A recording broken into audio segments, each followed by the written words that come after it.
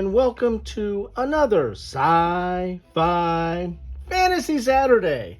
Today, I'm going to unbox and take a look at Horizons of Spirit Island, a game by Eric Royce, and this is the cooperative settler destruction strategy game. Now, if you are unfamiliar with Spirit Island, there's a lot of stuff out there, but there's some of my stuff out there as well. I did a massive unboxing of Spirit Island and everything that I have for Spirit Island, which is now in this box and in this box. I like to get everything into one box, but this time I failed and had to use two boxes to put all the content, because I picked up quite a bit of Spirit Island content. What is Spirit Island? Well, Spirit Island is just what it says on the cover of the box, the cooperative settler destruction strategy game. It's a cooperative game, but it can also be played solitaire, which, a lot of cooperative games lend themselves to solitaire play very easily.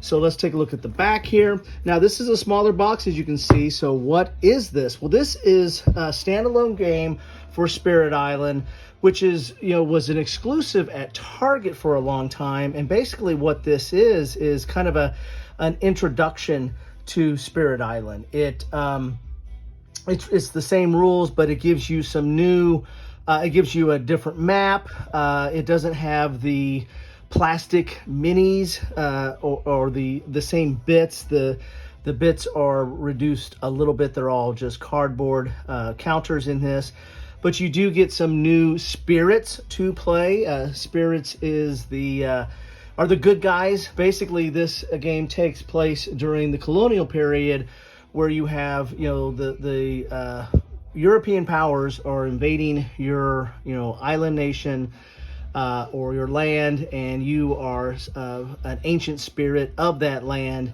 trying to rid them of your island. That they as colonists, they are creating corruption and defiling your land, and the more of them that come, the more likely that the land's going to be destroyed. And so you're trying to get rid of them. So that's the settler destruction game. You're trying to kick them off your island or off your land before they take it completely over.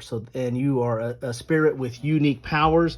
This is a very asymmetrical game, because each of the spirits have very unique powers, and each of the spirits play very differently with each other. Some spirits are more aggressive, some are more defensive, and you have to kind of combine your actions to combat the colonizing forces or the settlers. So in this box here, you have enough to play the game.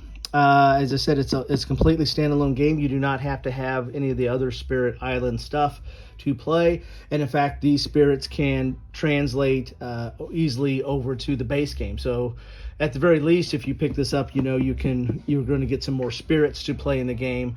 Or you can keep everything in this box, and now you have an easily portable game. Whereas my stuff has succumbed to expansion creep, and therefore is not as portable as this game right here. So you're going to get a quick start guide. You're going to get a game board, and that quick start guide I think that is new to this as well. Again, this is more of a kind of an introduction to the system in the game, so they're trying to make it easier to get into it at a quicker pace. You have the quick start guide, game board, 5 spirit panels, minor power cards, major power cards, unique power cards, fear cards, invader cards, terror level divide cards, presence disc, explorer tokens, 3 explorer tokens, and those explorer tokens were plastic minis in the base game. You have city tokens, blight tokens, and the blight, that's what the settlers are doing to the board. They're spreading blight, and you don't want that to happen, because that's how you lose the game. The Dahan are local inhabitants, and there's some of the spirits play off of them and use them to, they're trying to protect them, and they use them to combat the expanding of the settlers, but they're a factor that's in here. Fear markers, energy markers, and single turn effects. Okay, as I said, the big difference here is all these tokens, like the Dahan, were like little plastic, look like little mushrooms, and the explorers or the settlers were little plastic minis, and all that now is cardboard in this box because they're keeping the cost down. And this isn't that expensive. In fact, I got this on sale, but this is not terribly expensive, and it's a good way to get into Spirit Island if you so desire. So this is the box here, decent sized box, and I'll probably keep everything in this box, even though I put everything in my other Spirit Island boxes. I'll probably keep this together just for the aspect if I want to pull it off the shelf and not dig into all the stuff I have divided into 2 boxes. I've got a set that's ready to play right out of the box, so to speak. So here's that quick start guide, which I'm pretty sure it did not come in the original Settlers or any of the expansions. So this is, Settlers, Spirit Island. So this is kind of new to this Horizons here. And this is, going to tell you how to play the game, right from the very beginning. So this is a nice little feature if you are teaching someone new to Spirit, because Spirit is not an intuitive game. It's a little bit of a tough teach, and it is, it's very rewarding and very deep in its gameplay, but it has a little bit of a learning curve. And so this quick guide might be a good way to bring someone new into it, to have them, hey, read that, and then let's play the game. Here is the rules proper for the game, and I like right off the bat or right out of the box that you're using the back of this. You're not wasted space. You're using this for iconography and some rules and some charts and stuff to explain some basic concepts in the game. And then you have your turn order here, which is nice. So the rules themselves are 30 pages. That's a lot of rules, right? So this is looking a lot more appealing right now. But you have a glossary and index here. You've got lore. This is just flavor, tips and tricks. That's so strategy, game concepts, and solar player mode. So 24 pages probably of proper rules here. But this is a relatively spread out content, a lot of images, a lot of white space in here. So they're not just, cramming it full of as much information as possible. Plus you got some full page imagery here. So, 24 pages is not insurmountable. And plus, you always have the quick start guide. So, so there you have it.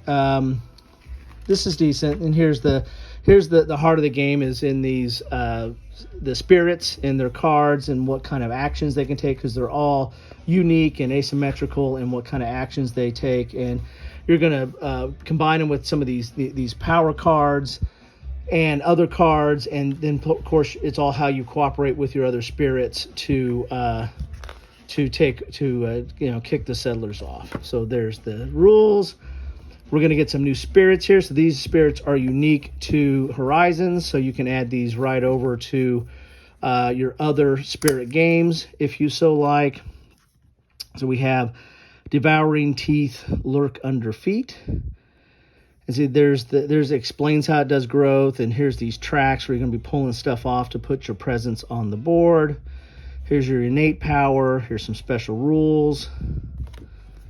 And then you got a background of this. So this right here is starting summary. This is very offensive, as you can see here. So it gives you a little bit of the play style and some background to it. But you can just tell with this chart here, this is very offensive. A little bit of control, less fear, less defense, and not much utility. This is all offense. Then we have Eyes Watch from the Trees with all its special abilities and tracks. And this is a very defensive, as you can see right there. Then we've got Fathomless Mud of the Swamp. As you see, there's all nature themes. You are spirits of this island, of this island, and so you're basically the nature come alive to take out these invaders. And this one here, this one's pretty balanced. A little bit more defense, a little bit more fear, but relatively balanced. And fear is a big concept because that's one way to, push the settlers off. Is there's a fear track or a deck of cards for fear that, the more that you can burn through that, you can win the game because you've scared the bejeezies out of them. Here's Rising Heat of Stone and Sand. And this is another offensive one, but it's got some heavier stats here on utility and control. So Rising Heat of Stone and Sand. And then we have the last one here is Sunbright Whirlwind. And I like the art. I like everything's unique on the spirit cards.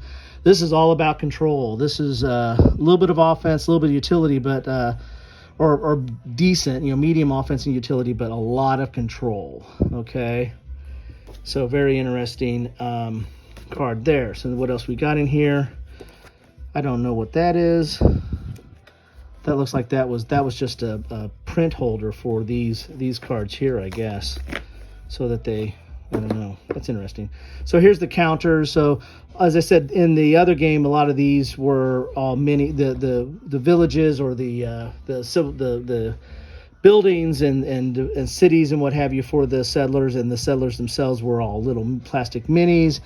The Dohan were little huts or look like little mushrooms. All that is counters now, so they're keeping the cost down so you can they can deliver this at a more accessible price point. So all this stuff is counters now, and it's good thick counters. So if if you're not used to, if this is the first time you played this, you're not going to know any better and say this is fine. But if you've played with the minis, you're going to say, well, where's my little mini guys at? So then we got some maps here. We have a map here. We got some baggies. We have some little cards, and these are the cards that this is kind of the AI. So this is what kind of controls how the settlers are coming aboard, when they're coming aboard.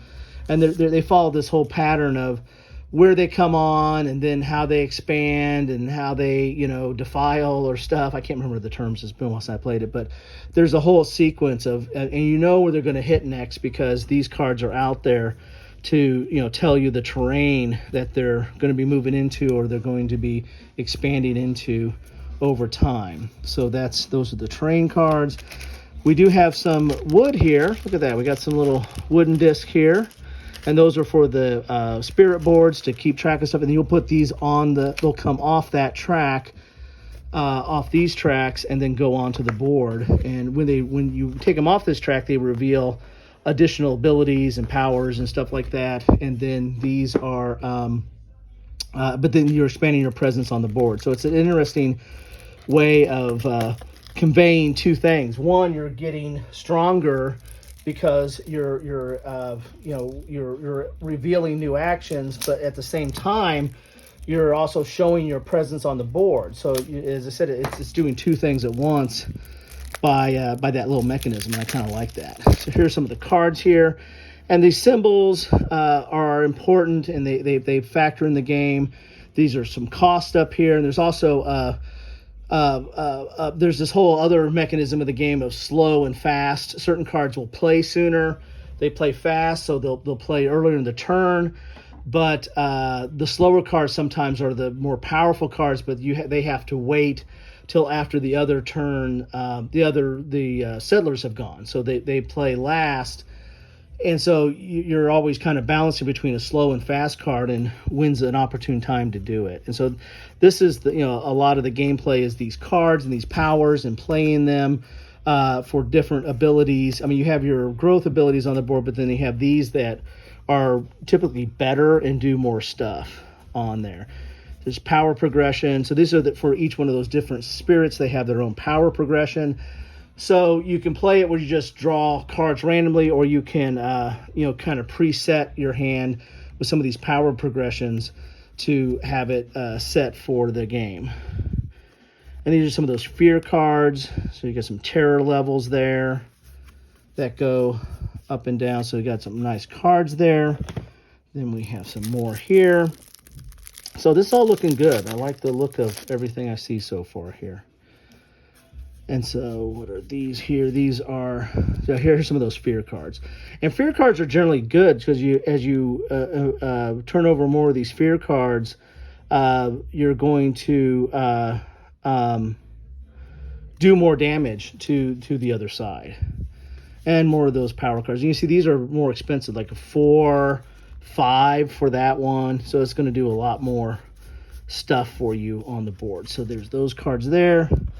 Let us get into the board so you can see how the board is. And the board, it's kind of an area control situation. Again, there's going to be a track of how the settlers are coming on here, and it's a two-sided board. So we got 2 different maps here. Here's that blight pool. Blight, you don't like blight. You want to keep blight off the board, but this will start filling it up. Here's this track here where the settlers are going to come on with explore. Then they're going to build. So they're going to build some of those structures. Then they're going to ravage, meaning they're going to destroy stuff and put some blight on. And then they're going to discard. So they're going to follow this route. And with those terrain cards, you're going to know which terrain they're going to hit next. And these are all the different types of terrain here. And we have the terror level up here, the fear deck, earn fear. So that's all your fear cards up here. Here's the fear pool. And, you saw some fear counters in there. They're all, cardboard counters. Actually, in the original game, they were cardboard counters unless you got the premium bits. And so here's the other board here.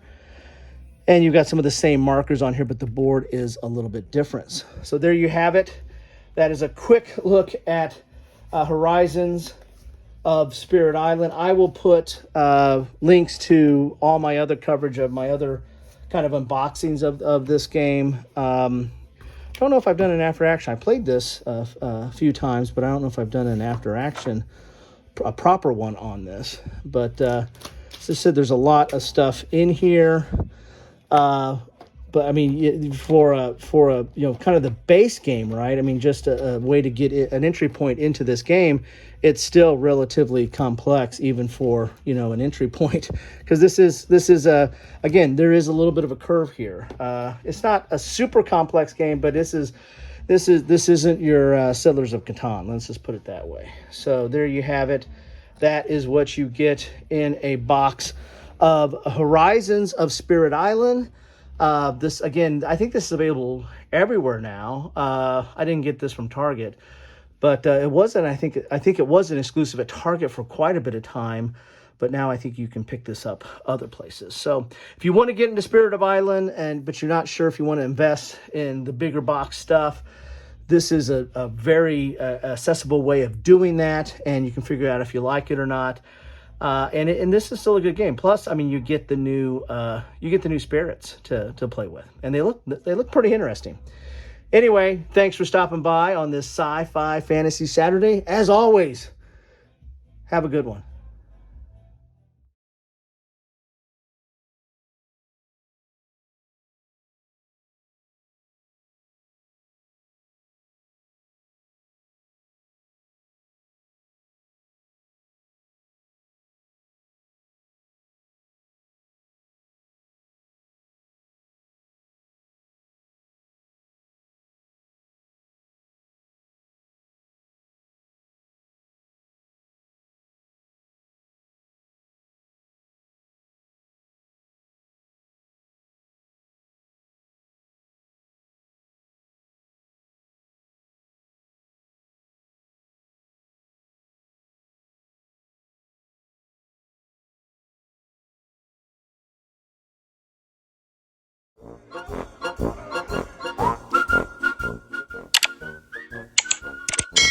Thanks for watching.